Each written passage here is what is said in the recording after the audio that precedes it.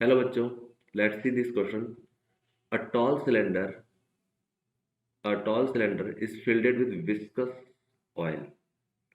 A round pebble is dropped from the top with zero initial velocity from the plot shown in the figure. Indicate the one that represent the velocity v of the pebble as a function of time. तो इस question में given है कि एक cylinder है. Cylinder में इन्होंने कुछ विस्कस ऑयल भरा हुआ है और वर्टिकल सिलेंडर है, विस्कस ऑयल भरा हुआ है और उसमें एक पेबल, राउंड पेबल को अपन ड्रॉप कर रहा है. तो पूछा है कि वेलोसिटी वर्सेस टाइम, पेबल की वेलोसिटी टाइम के साथ कैसे वेरी करेगी, उसका हमें ग्राफ ड्रॉ करना है.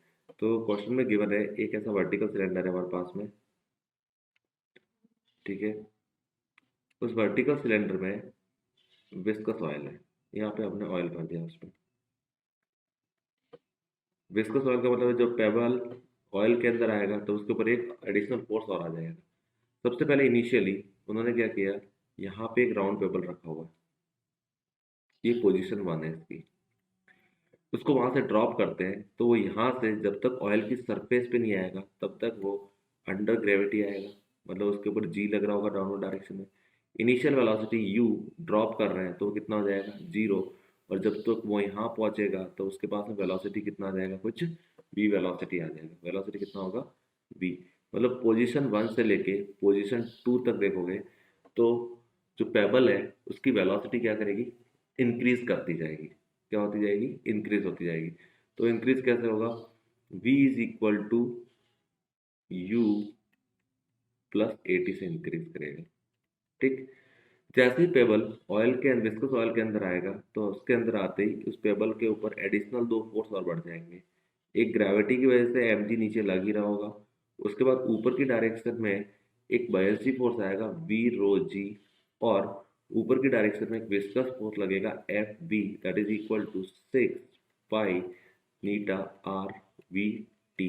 ये वी टी उसकी टर्मिनल वेलोसिटी है जब वो टर्मिनल वेलोसिटी से ट्रैवल करेगा. तो पेबल पे देखोगे तो नेट फोर्स जो होगा that F net is equal to m g minus V rho g minus 6 pi eta r v T.